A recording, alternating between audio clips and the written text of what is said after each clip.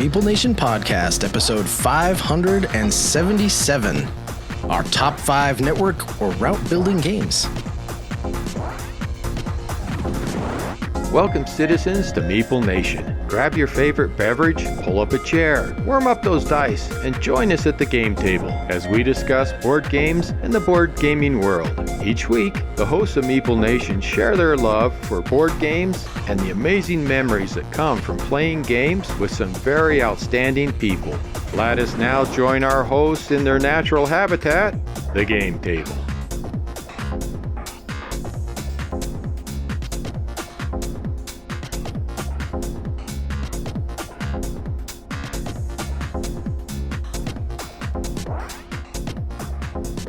This week we are in the middle of our discussion of network and route building games. We had quite the discussion last week, and this week we are once again focusing on route and network building games, but this time we're focusing on our top 5. Andy is not here, so we'll have to just tell you his top 5. We can't really talk to him too much, but They're okay. they're okay, yeah.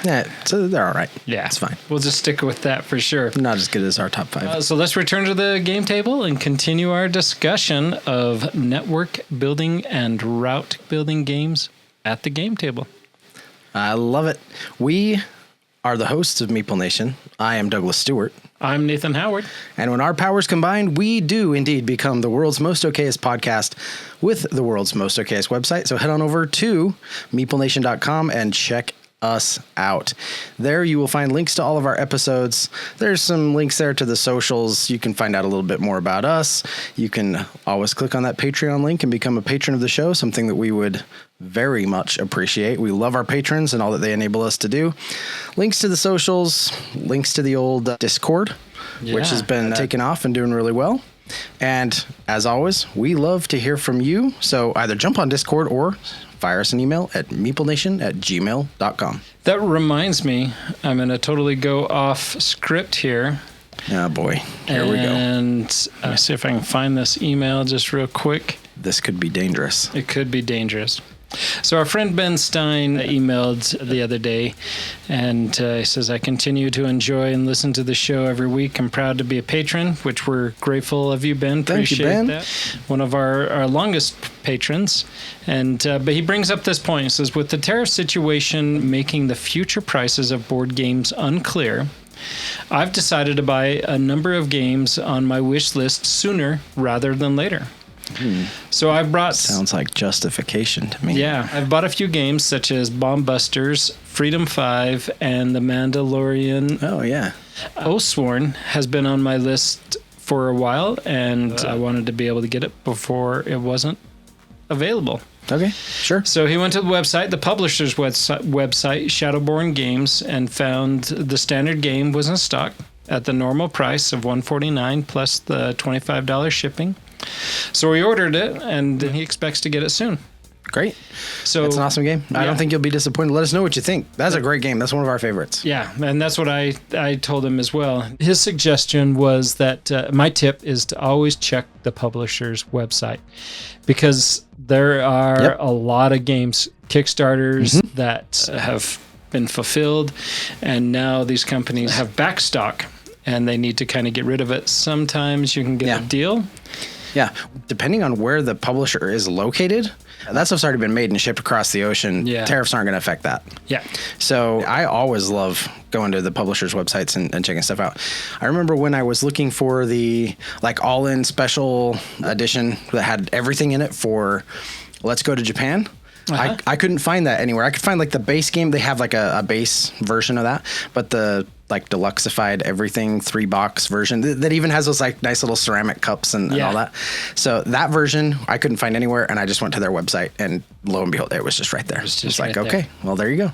And I ordered it with gladness in my heart. With gladness in your heart, yeah. When we played it, that was at the time you're like, well, somebody else is getting it, I'm not getting it.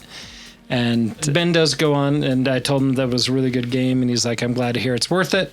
I will let you know how I like the games. I'm going to save it until Christmas, which is what I often do for games I buy throughout the year. Wow. That's some good discipline. Yeah. Really? That's much. Well, I mean, I guess that. I do the same thing. I mean, they just kind of sit and shrink here behind me or over there, and every day's Christmas in Nathan's game room. But he did say he wanted to think that he thought our listeners could benefit from the tip of checking the publisher's websites. Yeah, definitely. And I think that's a great idea. So if you're looking for a game and you're after it, and you're looking for retailers, going to those publishers would be probably at this time of the year. Now we're not a political show, and we're not going to talk politics. People did not tune in to listen to us berate one side or the other. People tuned in to listen to board games, and that's all we're going to talk about is board games. But the tariff issue is a struggle for a lot of companies. Yeah. And so, and there's a lot of people talking about it right now, naturally, right? Yeah. Like it's just topic of the day. Yeah. And we're not going to spend much time into it at all. And I'm sure if you're polarized to one side or the other, I'm sure X is full of ways to vent that. And there is an echo chamber for you somewhere, for sure. Go find it, echo away. Find out whatever works for you. But my point is that publishers there are a lot of publishers that are having hard times. There's been a lot of cuts. Yes, there is. Yep. And so, something that if there's a game that you want, definitely go to the publisher's website, and, every little bit of trickle in to support them in these tough times might be something to keep them around. Yeah, you never know. It's going to be a rough year, and we'll have to see how it all turns out in the end. Hopefully things work out. Yep. And we're all back on track, but it's great advice from Ben. Yeah, great advice from Ben to check publishers' websites. And also, Ben, you have way more discipline than Nathan, because Nathan does not need the threat of tariffs to justify buying the stuff on his wish list early. They buy it early and save it. Some of them get opened. Yeah, some of them do. Yeah. Just when they're ready to get played. There's none of this saved for Christmas stuff. No, it's going on. Good for you. That's amazing, Ben. So that was a little side tangent. Yeah, I like it. A little mailbag bonus. Yeah. And, I thought Ben offered some great insight and some helpful information. So, I think that was worth sharing for sure. Excellent. But anyways, let's get back to it. It is, I'm looking at my watch now. It definitely looks like it's highlight 30. It is. So, and we'll just share those highlights sitting around this amazing Game Toppers table, who is a sponsor of the show, and we love our sponsorship with Game Toppers. They are amazing. Go check them out at GameToppersLLC.com. Just wanted to plug that really fast before we move on. Yeah, it's kind of fun. I mean, we've decked this out now. Maybe we should take some pictures around. We should. Sometime. Yeah. There's 2 monitors over there. There's a monitor over there. There's some stage lights. The microphones are attached to the table. This is no longer a modular portable unit. It's pretty stationary. It is. It's not going anywhere. Yeah, it has become a permanent device. And this, hopefully, all goes well. This should be our first video release. Yeah, we've said that before. I haven't said it before. We teased it. We've teased it. But this one, I am like... Are we pretty... I'm like 90% sure this one is going to be released. That makes me nervous, man. I didn't go to the makeup booth before we started. Yeah, no, recording. I didn't either. And you and we went outside and looked at my sprinklers for a little bit. Out doing yard work. Yeah.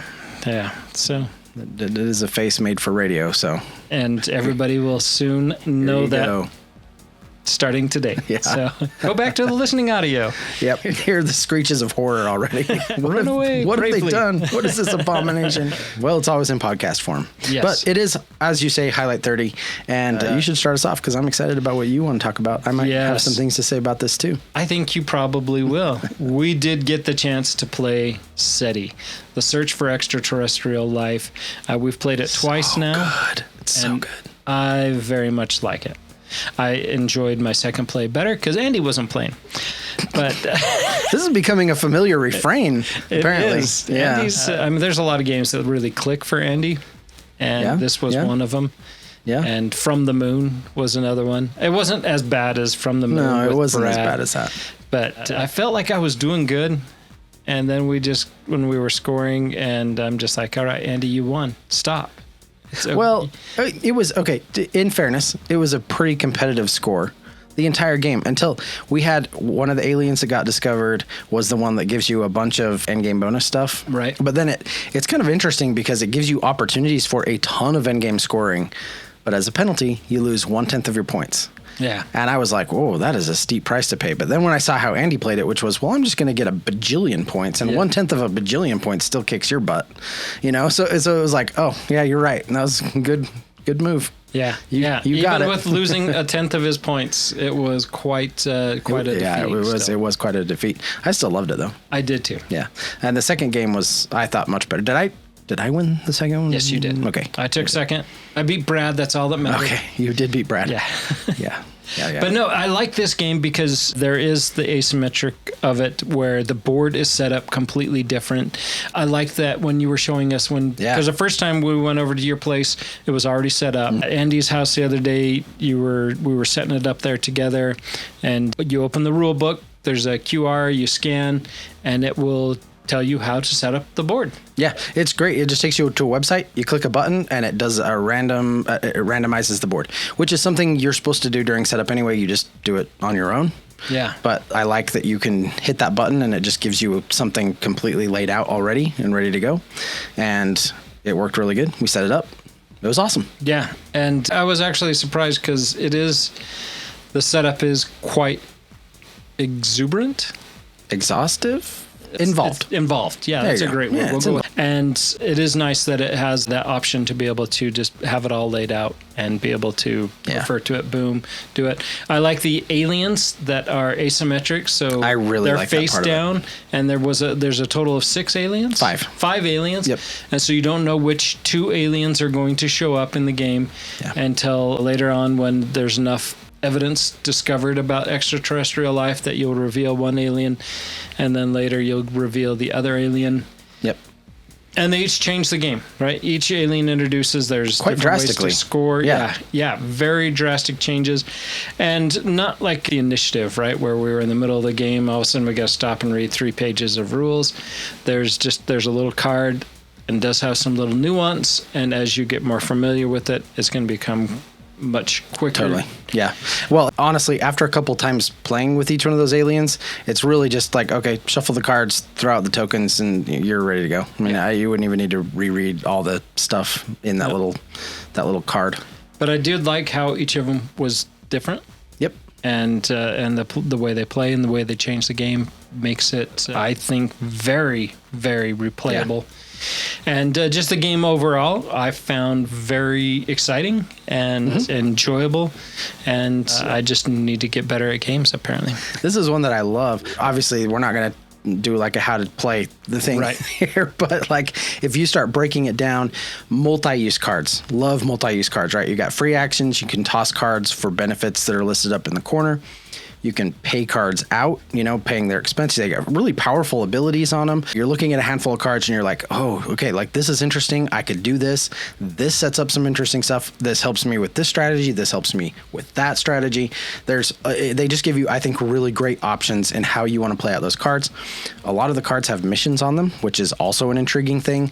And a lot of the cards have both, right? You play it out, you get an ability, you get a benefit, and you get some sort of ongoing mission effect or, something you can eventually cash in for a reward, or that you can, cash in for smaller rewards as you do certain things. So multi-use on the cards, brilliant. I absolutely love that. I think that the center of the board where you're moving your probes around, I think that's all really interesting with how you're, because all that shifting, right? You have those discs and the middle of the board is always changing. And so it's like, I know that the next time that disc spins, I'm going to be closer to the planet that I want to get to. So maybe I spend this turn doing this other thing and see if it'll spin. And then I don't have to use as much movement to get to that planet that I want to get, whatever the case may be. The way that the technologies work, on your board, you have 3 areas that each have 4 different technologies that you can eventually get. And each one of those technologies, I think, affects the game in really big ways. The first time that we played, I was just like, well, I'm just going to avoid asteroids. That's dumb. Why would I need to upgrade that? And then both you and Andy upgraded that ability right out of the gate. And it was like you were getting publishing points for moving through asteroids, and you could move out of them freely. And I'm trying to like work around all the asteroids and just like, I'm just not going to go there. And it was like, well, that was stupid. So that was like the first tech I got when we played the second game. Time, right? So there's just, I think there's so much discovery in how you can play with all those technologies. We already talked about the asymmetry of the aliens, which I think again is brilliant. There's 5 that came in the base box. This game's been successful enough. There's more that'll be coming. That would be silly for them not to at least do a mini expansion where they introduce more of those.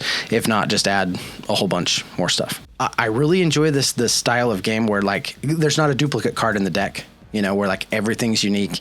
The artwork was great. The components are really good. Those little data discs, everything on it, I think felt really good. The only thing is it does use like you have energy and coins, and those are just little cardboard pieces, at least for the base version that I bought. I don't know if there's a deluxe version that has better, but that was something that I did go out and order some upgraded parts for. Huh, well, you should have just used your iron clays. Oh yeah, that's true. Well, that would work for the coins. The energy might be. I could actually. You're right. I could just use the iron clays. That'd be a good substitute. I need to use those more for stuff. But my point is just that I think that might have been the only thing that I was like, oh, okay, maybe that's a little disappointing. Everything else, top notch. Art, components, everything on this, that was really good. Cards are fun. It's a great game. I really enjoyed SETI. Yeah, I thought it was great. I look forward to playing again. And we'll see if I get any better, or maybe I'll get worse. I don't know. We'll see. But I very much enjoyed playing it, and SETI was exceptional. And I can totally see why it was on so many people's top on their last year's 100%. list. And I wish we'd gotten to it sooner now. Yeah. I got to it as fast as I could, okay? I know. Yep, it really is an excellent game. Highly recommended, actually. Yes. Definitely check it out. If not, just go pick up a copy. It's wonderful. Well, that was me really piggybacking off of your highlight, Nathan. So I will, maybe for my highlight, I will just mention that I have been diving back into the world of LCGs. I've had just a little bit of a break, a little reprieve, and I don't know if it's just like springtime. I don't know if there's something in the water. I don't know what is going on, but like right now I am so excited about LCGs. So this is living card games, right? And I think like with Arkham Horror, they've just changed it to the card game. The Marvel Champions still has I would still call that a living card game because they still have packs coming out like very, very frequently. Lord of the Rings is also, I think, just the card game at this point. So probably the only one that's like an LCG is really Marvel Champions. Anyway, all of that aside, I'm super stoked about these. Late last year, so this was November, December, I started playing through all of the Marvel Champions campaigns. I was like, okay, I'm going to get through them all. I got through Rise of Red Skull, and I got through the second one, which was, it's the Guardians of the Galaxy. Galaxy's Most Wanted, I think is what it's called. And then I got into Mad Titan's Shadow, or Mad Titan, or whatever the third one is.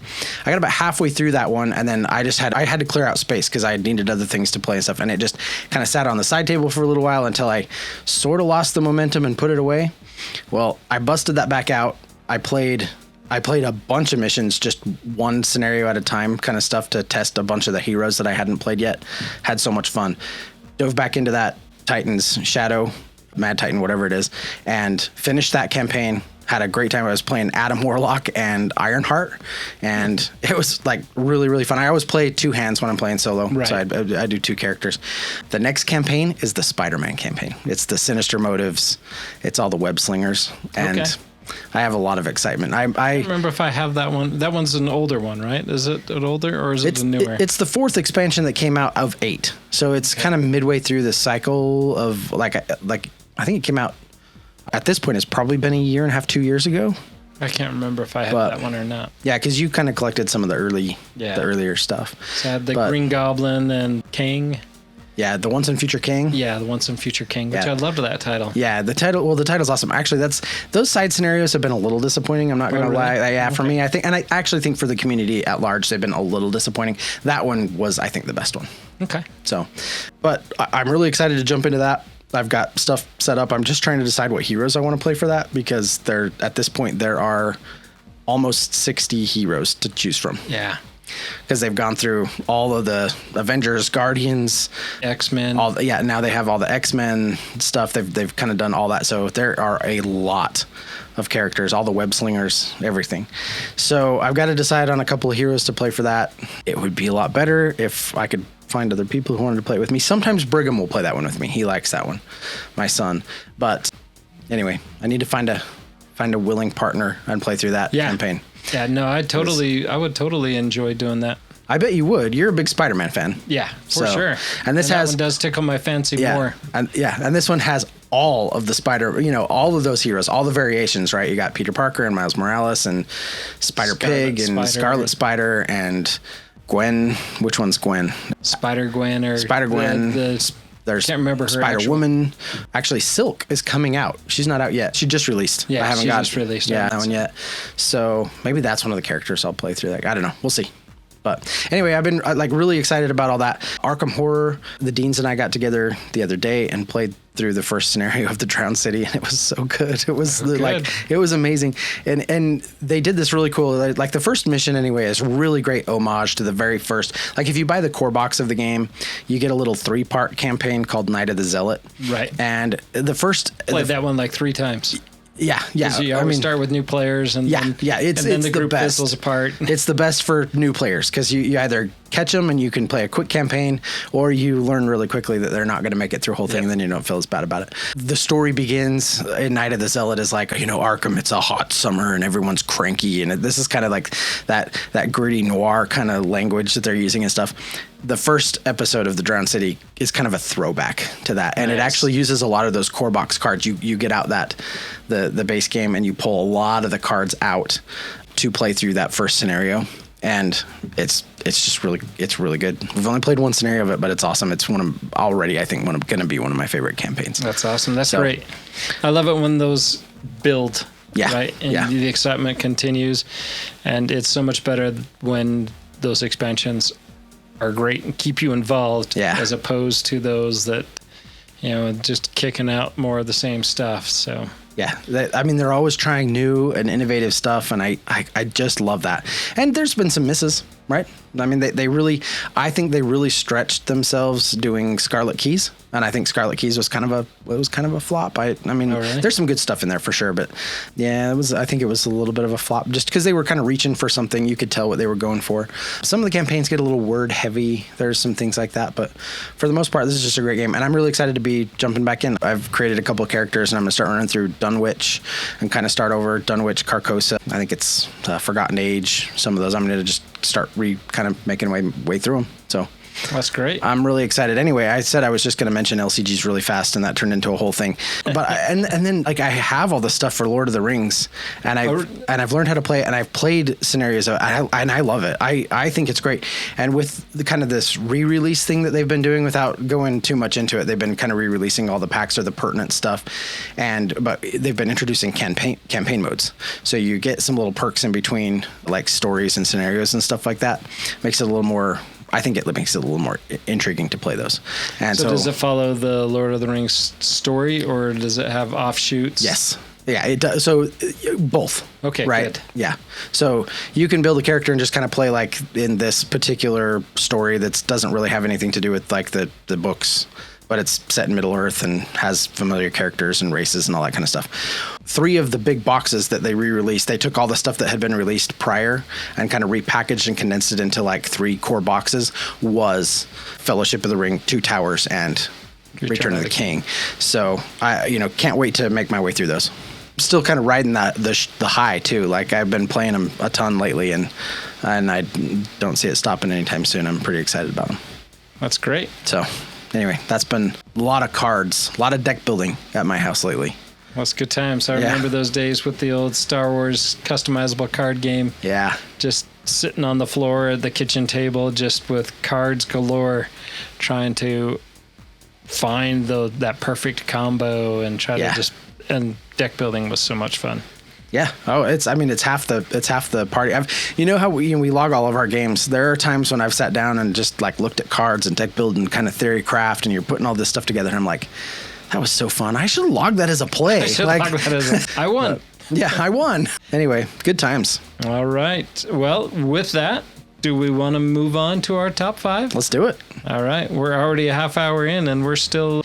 we haven't even gotten to our top 5 yet. That's all right. Those were great highlights. I think the top 5 is going to go pretty quick. So we kind of talked about this when we were introducing network and route building games. We own and play enough of these that I think it's worth having the conversation. But I don't know that this is any of our like this isn't like a mechanism that like, oh, it's a route building game. Oh, I'm in, you know, not in the same way that like a deck builder would be or something like that. So or campaign driven game. Yeah, campaign game, dungeon crawl, that kind of thing. So. Yeah. So, I think we've got some fun games here to talk about for sure, but I don't know that it'll be too long-winded, so.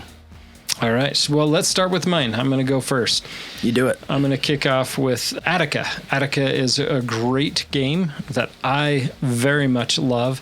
Attica, you have the deck building, or not the deck building. You mentioned deck building, Yeah, so I got stuck on that. there it is. The route building and network building is because you are trying to establish connection between 2 different shrines on the board. And if you were the first player to connect a path of your buildings to between 2 shrines, then you win. And or if that doesn't work out, the first player to get all of their buildings onto the table. This is a game that I have loved ever since it first came out. It came out in 2003, so that has been out for, they really need to do a 20-year reunion for this, or a 20-year anniversary, a 25-year anniversary. We're almost to that. Well, I thought this got reprinted. It did get reprinted as U.S. Telegraph. Okay, that's what I thought. Yeah. So does that count? I guess. It's just doesn't feel the same. How long ago was U.S. Telegraph, though? Let's see, U.S. Telegraph was 2018. Oh, yeah, see. They gave it that. You got at least till 2028. You got 3 more years, Nate, before you can. Yeah, and I really hope. I love this game. It could definitely go for Arcane Wonders redo, like where you have all the, like what they did with Castles of Burgundy or what they're doing with Puerto Rico. Oh, yeah. Awaken Realms. Awaken Realms. Sorry. Yeah. I said Arcane Wonders. Yeah. Get the Awaken Realms treatment. Touch. Yes, it needs the Awaken Realms touch. I might be in. So this is a game that's been a little controversial in our game group. I've only played it twice. We played it once here at your house, played it once at BGG-Con, and both times I like it. I think it's totally a fine game. It's not like my favorite game, but I think it's absolutely a fine game. This is one that Andy just doesn't like everyone kind of is picking on the leader kind of thing. It does have that kind of a style. Yeah. And you do go back in history in 2003. It was that was a common thing with a lot of games. You look at, especially you go back before the hobby was even really fully what it is today. Even what it was in 2000, all the Milton Bradley games, every single one of those was very aggressive. Take that. I'm going to be the winner. I'm going to dominate. I'm going to be the monopoly. I'm going to be the winner of the game of life. All those, that mechanic or that style of play was always very key. And so early on, there was a lot of that. And as time has gone, the hobby has definitely expanded and provided a lot more avenues for victory, a lot more avenues for play. And so, yeah, this has, if you start to take the lead in a multiplayer game, everybody's incentivized to stop you. Yes, everybody. Because if you're about to finish the route that we're talking about, right? That means you're going to win the game. So, naturally, that's what people are going to do. Yeah. And so it is frustrating. I know our friend James Clark, same thing. He had it, and then everybody teamed up to stop him, and then he was going another way, and so he's like, I've got it this way. Everybody teamed up and stopped him, and then Richie was able to sneak in to win. I get that. And that is why this game shines at 2 players. Yeah, we've talked about that. It is an exceptional 2-player game. Brent Mayer, one of our original 3 podcasters, he and I would be able to pull this game off the shelf, put it on the table, and in 10 minutes be putting it back onto the shelf. Because we could just bust through that game and play it that quick. Nice. Yeah. And I wish I was logging my plays back then. Yeah, I could probably have hundreds of plays. Yeah. Well over 100 plays of this game. Yeah. And still very much enjoy this game. That's great. But yeah, Attica is just just great. I highly suggest it. And like I've mentioned, it does shine at 2 players. Excellent. Awesome. Well, I would not mind playing this again sometime. I'd have to kind of reread the rules or have it taught to me a little bit. But I can totally do that. Totally liked this game. I can teach this one in my sleep. So, and it was fast. Yeah. Right? Like that's something to be said about it. That was an excellent number 5. Andy's number 5 is Windmill Valley. This is not one I've had the opportunity to play. He really raves about it. So yeah. I don't know. Have you played this one? I have played this one. And I see his appeal for it. Okay. I think it's a good game. I don't have the Andy love for it. Okay. But I would play it again. And Windmill Valley, I think, is a great game. And Greg had it, and Greg orders all of his geeked out bits for it, and Nice. His looks really nice. And he can't buy games anymore, but he can sure bling out the ones he has. Yeah, he can maximize those games that he has. Excellent. But yeah, so shelf space is limited, but if you just make the box more full, that works out for him. Excellent. You don't want to lose any of that empty space that's in that box. My number 5 is Railroad Inc. And in particular, I like the challenge versions of these. So there was the original blue and red versions, and then they did the challenge green and yellow versions. I believe I've got those colors correct. Railroad Inc., fantastic little route building game. You roll the dice. It's a roll and write. So you roll the dice and you are building your route out on the board, trying to connect roads and rails to create the longest paths and connect the most connections. Complete. Kind of on the side of the board. You're trying to connect everything better than everybody else, I guess. But the challenge edition elevated it, I think, in some really important ways. There was the universities. If you could cross those off, it let you reuse some of those special, like the 4-way intersection, those that are Is up that at in the the top. yellow version? So actually, both the green and yellow had that. So that each one of them has the universities. They also each have the factories. If you cover a factory, you can reuse one of the dice that was rolled that round. So if you've got one in particular like piece that is just like works really, really well, put one of them on a factory and you can reuse that piece twice. Oh, wow. So that is, I think, really, really great. And then it also had like the little houses or neighborhoods. I can't remember exactly what it called them, but basically if you can put like an intersection, the little black square in the middle of the block, you get some extra points for that. In addition, both of those introduced a whole bunch of not achievements, objectives. So you randomly select some objectives, and if you can meet those objectives, you get some extra points for doing that.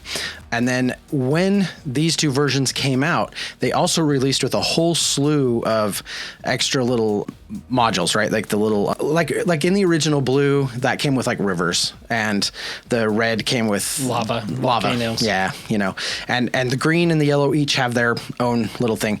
But then there were also all these little dice packs that released. I want to say there was close to about a dozen of them, and they're just 2 dice that you can add into any game, and it like adds like airports and skylines or electricity, or I don't know. There's all kinds of stuff, deserts and whatever. I have to look these out. It gamified it and made it really, really fun.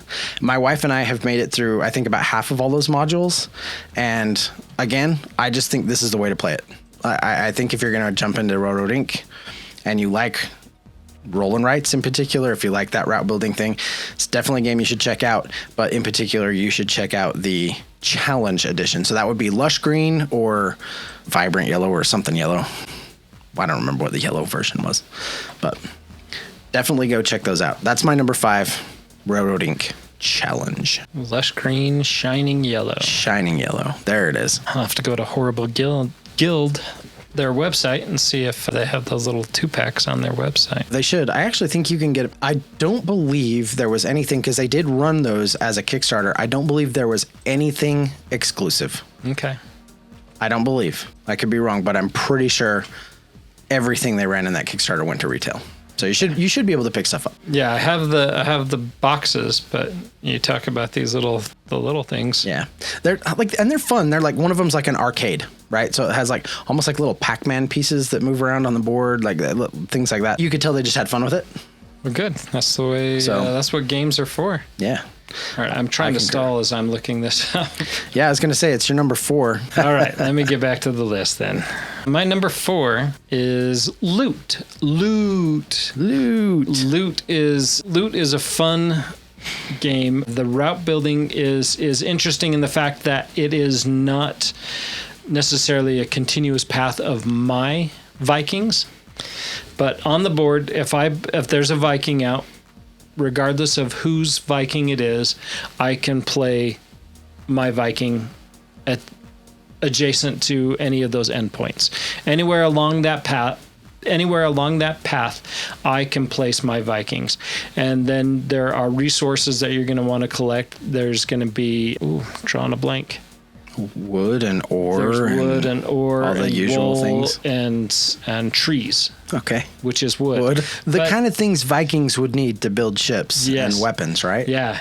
And you use these to build structures and to be able to build boats. And these boats you're going to have them on your board, and they're going to want to be surrounded by resources that you've picked up so that you can use those resources. You can use your ore, or you can use your axes, or you can use the trees for wood to build different structures. I think so. We've established that trees make wood. Trees are wood. Yes, okay. Yeah. Just so everybody's clear, trees are wood, unless you get those rubber trees, and then they're still wood. It's a little different. Yeah. But you're on a race to you have a set number of Vikings that you're going to put out. And once you're done with your Vikings, you're done with your Vikings.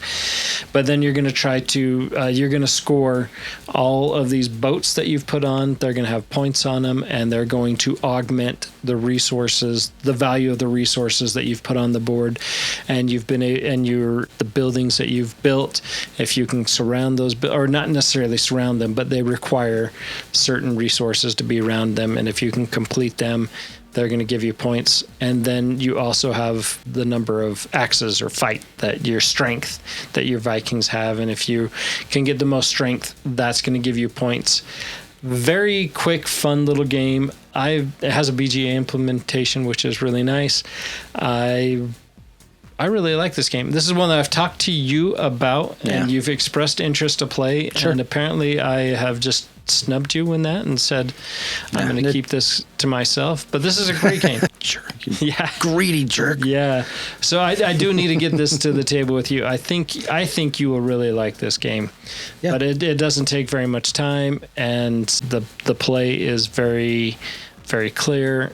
And it's just excellent. It has a level of strategy as where you're trying to claim resources, and what you don't want to get too close to allow your opponents to get to those resources. You want to build your own path. You have resources, or you have bonuses that you can get for having a longest path connection of 4 of your Vikings, and then you want to connect to 2 towers, and so you have to have a complete path between these 2 towers, and then you'll put those 2 towers on your not the 2 towers, but you'll put 2 lookout towers onto your board, because it's Vikings, not. So what happens when Frodo throws the ring into Mount Doom? Then you win the game. I mean, that's you win or die by the ring. Excellent. And as it should be. Yeah. When did the orcs, where are they? This is before the orcs. The orcs are still in hiding. It's during the day. Or no, I guess it's the trolls that can't come out during the day. The orcs can come out during the day. Well, this really derailed. It did. It is one I'd like to play. I mean, you've talked about the BGA implementation. My policy is always to play it at the table before I even try it online. So as soon as we can get this to the table, I'd definitely be down with checking this game out. Yeah. It does look pretty good. Andy's number 4 is higher on your list, so we'll skip it for now. Okay. My number 4 is Ticket to Ride, Japan. So we've talked about Ticket to Ride. We talked about that last episode, I believe. Yep. You know, it's kind of the king of the route builders in some ways. I would make that argument. The grandfather, for sure. The grandfather. There you go. Definitely. You know, Ticket to Ride, I think it's a fine game. I have some kids who really like to play it, or liked, past tense, to play it. I'm not sure how they feel about it anymore. It's a great gateway game. It really is. And I appreciate Ticket to Ride for what it is. I think that it is a good game to break out when you're, playing with non-gamers. I still think it's a good game. I have several versions of it on my shelf. They'll always stay on my shelf. I'm not getting rid of them, and they do get played from time to time. I do think that these are good games. Ticket to Ride Japan is one we actually do pull out and play a little more often. I have sort of a particular affinity for all things Japan, having lived there for a couple of years. I think that it's wonderful. I like that theme and everything. And I had high hopes for this when it came out, because I picked this up in my earlier. I mean, it didn't release that long ago, but it was back when Ticket to Ride was still kind of a novelty for me a little bit. And I had high hopes for it, and it didn't disappoint. It is my favorite version of Ticket to Ride, with one exception. Mine. We'll keep it spoiler free. All right. But the thing that this does that I think is really cool is it's your typical route building, just like all the Ticket to Ride games. But in this one, there's the Shinkansen, the bullet train.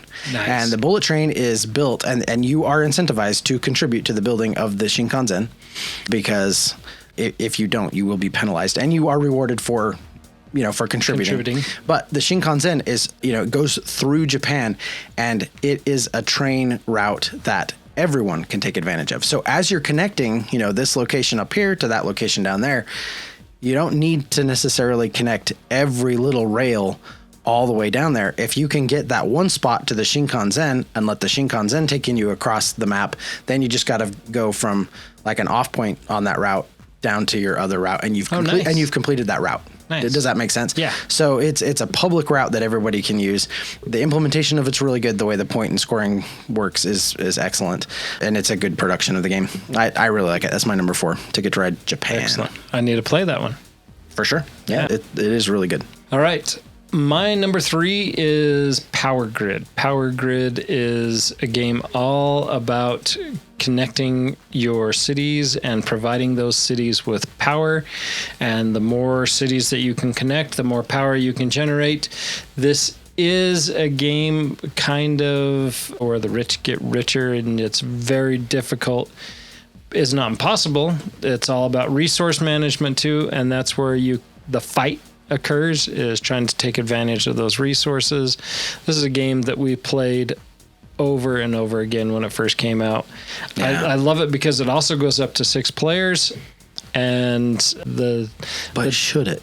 It actually doesn't really affect it, I think, too much. Yeah, it balanced itself pretty well at the player count.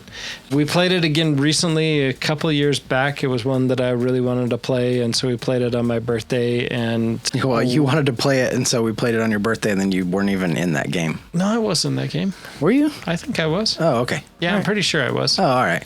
And maybe I wasn't. Now the one where Logan. Yeah, I wasn't in that, was it? The whole time. Yeah. He was like, just put us out of our misery. Yeah. Now I have to look at that, because I don't know when the last time I played it. Yeah, it's been a while. That was the one and only time I played Power Grid. I think that Power Grid is a game that wormed its way into many players' hearts. Absolutely. When it first came out. I think it hit at the right time. Yeah. Right there. I don't think that there had been this big explosion I don't know if I can necessarily say that. It was just well timed for the game that it was. And it is a great route builder.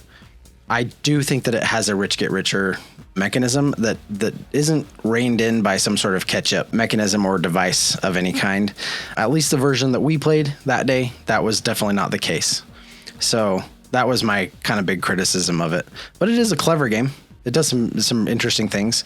And I did play in that game, by the way. If you like route building, it's a good game. Yeah. So you were okay. I were in it. You were in it. Okay, great. Me and my good English. I have an affinity for this game because it is something that I played when it first came out. Played several of the maps. The new maps were always exciting to get it to the table. And this is back when Freedom Freese was, he still is a great designer, but I was like after all of his stuff for a long time. Power Grid is great and made it to my number 3. Excellent. I like it. Andy's number 3 was Terra Mystica / Gaia Project. And I've only played Terra Mystica once, and it was a really long time ago. And I don't remember enough to know what the route building part of this was. But that's his number 3. I can't remember it either. I've played Gaia Project. I played Gaia Project with the new expansion. I've played Terra Mystica. I have Terra Mystica, the big box. You're expanding out, right? Like you got to build routes to build your settlements or something like that. Yeah, I can't remember. I probably shouldn't even guess because I just don't remember. And Terra Nova, that's in that same, a softer version of it, a lighter version of it. But yeah, no, I can't remember it enough. We'll have Andy expand on it when he I don't know, at a future time when he can be here. My number 3 is a little game called Cloud City. I think that I actually think this is a pretty underrated game. I think this is fun. First of all, insanely easy to set up. I mean, you pull it out of the box, you dump the big pieces of plastic into their little piles, and you shuffle up the tiles, and you're playing. You're playing the game. That's it. And I really love the 3D aspect of this game. This is one where you pick a tile, and the tile it has different colors. So there's going to be either blue, green, or like a tan, like a brown, and it'll have 2 of those 2 colors. Those represent the buildings that you can put on it. The blue are a short building, the green are kind of a medium, and the tan are really tall. Big, thick, chunky plastic pieces that go down on these tiles. They feel fun, to play with and stuff. But you grab a tile, you put your cities down on it, or your towers. You put those down on it. And then what you're trying to do is create different lengths. So as you lay more of those out, you're spacing things out in such a way that there's going to be different distances between the different sizes of buildings. Right. And you're trying to connect them with bridges, right? And the longer those bridges can span, the more points you'll get. The short bridges, not worth as many points. The longer bridges, worth a lot more points. But what gets really fun about this game is you are building routes in 3D. You're thinking about, okay, what route is going on the top level, those top buildings? What route am I building on the medium level? And what route am I building on the small? Because, obviously they can't clash. They can't run into each other. And so... Your smaller buildings, your bridges can't go through the larger buildings. So it's all about laying that out correctly. Yep, 100%. Because you might think well, yeah, we could build a bridge, but then you're like, oh, I just put one of my big tan buildings right where that small building bridge would have spanned. And you got to think about that. So you're thinking about all that in 3D space. It's the routes and the heights of the building. I think this is a really fun game, and it plays fast because you build a relatively small. I think it's 12 tile. Yeah, it is. It's 12 tiles worth of stuff that comes down, and that's it. May be 16.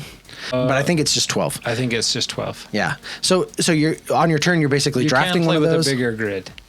You can do a 6. I think you're right. I think you're right. But my point just being you draft a tile, you put your buildings on it, and you complete routes if you can.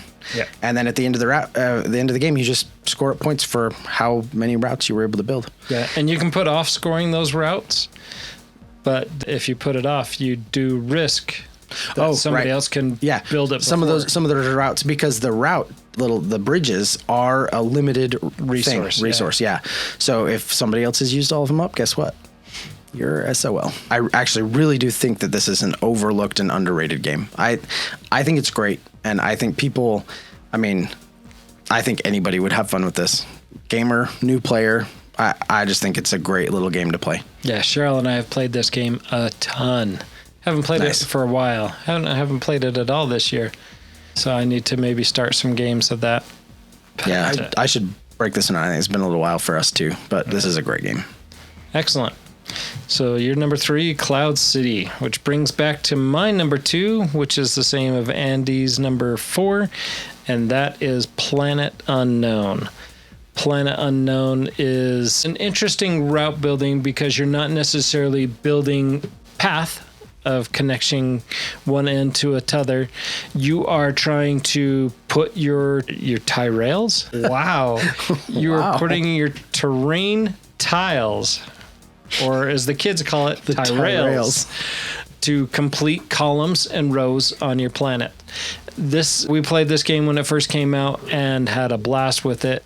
And then as we were teaching new people, it was always the kind of same experience.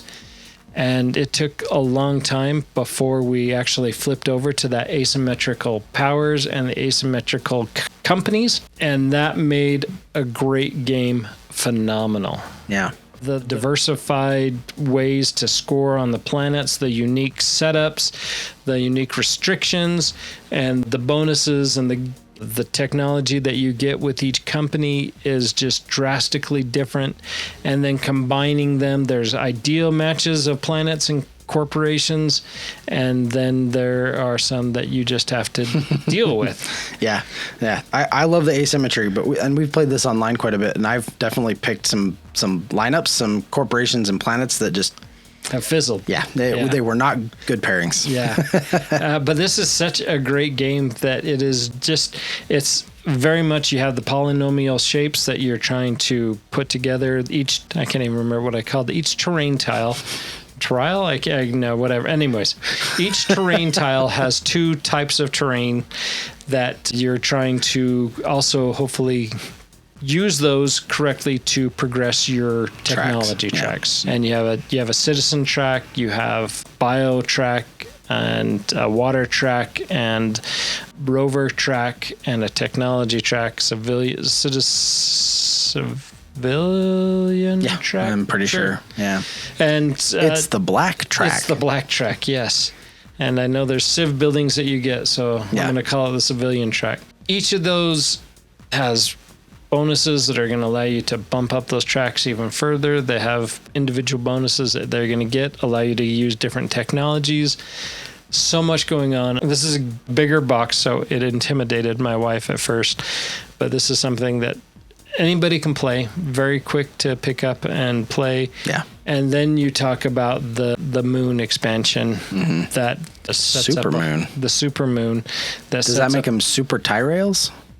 Tie rails, that's the word. Yes, those are super tie rails, because they're all double tie rails over there. So I've been derailed by my tie rails here. But Supermoon does add a whole new level to Planet Unknown. And then you have the lid that you can use, clips that you can 3D print that are worthwhile. We don't need to talk about the lid again. We don't need to talk about the lid. Okay, the lid's garbage. It is garbage. Well, the lid's not garbage. The application to use the lid. Well, I mean, it's nice to have a lid, but yes, the lid is garbage. It doesn't snap. Wow, we're not talking about the lid. It's just dumb. It's not about the nail. Yeah. So, okay. I have a little bit of beef. Now I'm not trying to cast any shade. No intention of that at all. I love this game. I love Planet, and I adore it. I think it's great. And I wish Andy was here because this was on his list too, and I wanted to pick both of your brains on this a little bit. What specifically is the route building part of this? I was thinking about this, and I was like, it's a great game. You're laying out your polyominoes. You're trying to build the columns and rows, but like I was racking my brain. I was like, I don't know what the route part of this is. It's pretty vague. So, I mean, your route building, you're using your rover to connect to the life pods. You're using the routes on some of the corporations. And so it's not a standard like Ticket to Ride, I'm moving from here to there. But the nuance of the route building is not your atypical route building game. Okay. But it is about connections, and those connections that you're making will allow you to progress other things. So it is a vaguer. Yeah, I like it. It's a vaguer. It's vaguer. It's a more vague version. A more vague version. I was pondering this. I actually was kind of, and I was like, well, maybe if you go more network, right? You're kind of building your network of similar tiles, but even that isn't like, it's really just those brown tiles that when they touch the others, they can copy the abilities and stuff like that. The solar panel ones. So, all right, I will accept your vaguer answer. A vaguer answer. This was one that I struggled with just a little bit when I saw it on the list, because I was like, I'm not sure what the route building is in that one, but I'll kind of buy it with the rovers. I'll give it to you with the rovers. All right, rovers did it. Yes. Yeah. All right. I can keep it on my list. Excellent. Well, I wasn't going to kick it off your list. I just was curious. Andy's number 2 was Underwater Cities. This is one that I definitely wish hit the table more often. I really like Underwater Cities. It's just been so long, and I'd have to do a full rules review on this. I would too. But it is a great game, and as I recall, the route building, every person has their own underwater city, and you definitely have to connect the different cities there with routes, and how you pick. They're predetermined routes, but you have to build them. And you have to build your tunnels and build your biodomes and choosing where you want to go matters, as I recall. Yeah. I don't remember all the nuance of that, but great game. And there's a new expansion coming out this year. Yeah. Which something data? Data Era. Data Era. That's right. So that's good. It's a great pick from Andy. That's his number 2. My number 2 is Trails of Tucana. I like that. Apparently, game a when lot. it comes to route building, I like the more simple stuff, I think, a little bit. But Trails of Tucana, I think this is a great game, one that I highly recommend. This is a flip and right game. And you basically have an island. It has cities all around the outside and a bunch of resources in the middle. And you flip over cards. You flip over 2 of them, and they're going to have different terrain types on them. And you have to connect 2 of the whatever terrain types came out on those cards. That's what you have to try to connect anywhere on the board. And you can build it however you want. You can use whatever strategy you want to do stuff. But in the end, you are trying to connect all your cities to each other. Like they have like A's and B's and C's, right? So you're trying to connect the A's to A's and B's to B's, so on and so forth. You're also trying to get resources back to cities, build routes that you can bring the resources back, because gaining those resources gives you more points and lets you build free roads, which is always really good. This one hits my table very frequently. In fact, when I go to a convention, when I travel, when we have new players over, this one, it's always with me, and this one hits the table on a pretty regular basis. I was really excited to pick up the little ferry expansion, which adds some new maps that have ferries on them, that kind of a route that connects to different parts of the island that are separated by water. Anyway, really like this. People should definitely go check it out. Trails of Tucana, it's great. It is a great game. I very much like it. This is something I really wish. This really needs a BGA implementation, because it's a great game. It does. That's truth. That is truth. You Preach on. You just dropped a truth bomb. I did. Kabooey. All right. So number 1, and we'll get to my number 1 now. So my number 1. Good job. Let's do it. Let's do it. My number 1 is Ticket to Ride Legacy, Legends of the West. Alluded when you were talking about Ticket to Ride, that is kind of just one of those games that we have. Ticket to Ride Legacy has been phenomenal.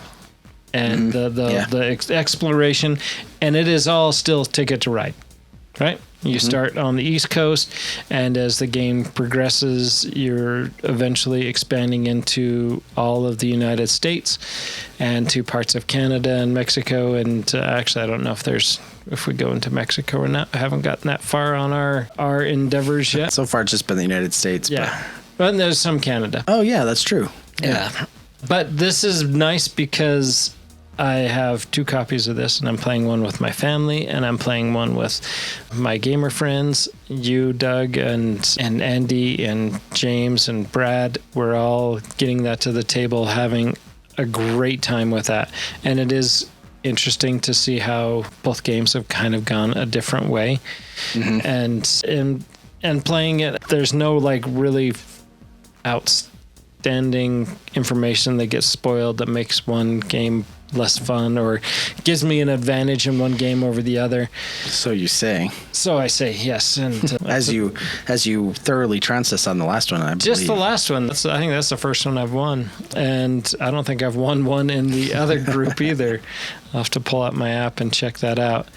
But yeah, the story has gone outstandingly well with this Ticket to Ride Legends of the West. And Well, and let's be honest about that, because to me, because I love it too. Yeah. I don't really know story, like whatever.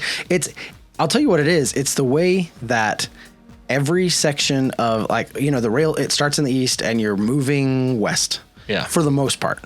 And it's as the map expands and then the new stuff that gets introduced to the game with every expansion into new territory. And it's all very thematic, right? Yep. Like, I think at the end of the game, the last one we played, we just uncovered, what was it, like the Ghost Lands or something like that? And now there's Ghost Train. The Ghost, yeah, and there's like going to be a Ghost Train. No spoilers. Oh, yeah, that's true. Dang it.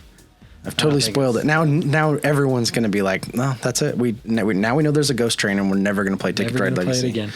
Yeah, sorry. I guess that is kind of a spoilery thing to say. But my point is just that as you move across the map, the stuff that it reveals is very thematic and feels very fun. So you talk about story. There is a story, but I couldn't really tell you 100% what it is. Mama O'Connell. Yeah, Mama O'Connell. You're just trying to build your rail empire, right? Yeah. And it's good. I really like it. Yeah, it is something that we talked about that in the past, that the story just isn't memorable, right? But the story still progresses the game, and I think it does great. I think it's needed for sure, and it's there. Yeah, you do need it, and that is absolutely true. Okay, I have won 3 times out of all the games I have played. There it is. And so my win percent is 25%. Excellent. Well, good for you. I'm definitely not winning. No, although you've won 2. Although but I've also been like fairly solid in my games. Like I haven't had blowout games. Like I've had good scores for the most part. Yeah. And I'm also tucking a lot of stuff into that like in-game scoring slot, which I'm excited about. Office. Yeah, into the office. Yeah. So. Yeah, I think overall you're doing well. Feels like. Yeah. Well, I mean, we'll see how it shakes out. It's just fun to play. And I've really enjoyed it every time we have. So great pick. And like I kind of said when we were talking about Ticket to Ride, I do think this is the best version of Ticket to Ride out Absolutely. there. For sure. I like how it pulls little things from this expansion or from this version, and throws it in there. I haven't seen any double-decker buses yet or any taxis, but I might not see those. Yeah, but you got things from the Europe expansion that are showing up. There's just little nuances that are here and there and then there is theme that is pulled in from the Old West. So I do like it. Yeah, I highly recommend it as a game that is enjoyable. Excellent. Andy's number 1 is Empire Builder. Not a game I've played.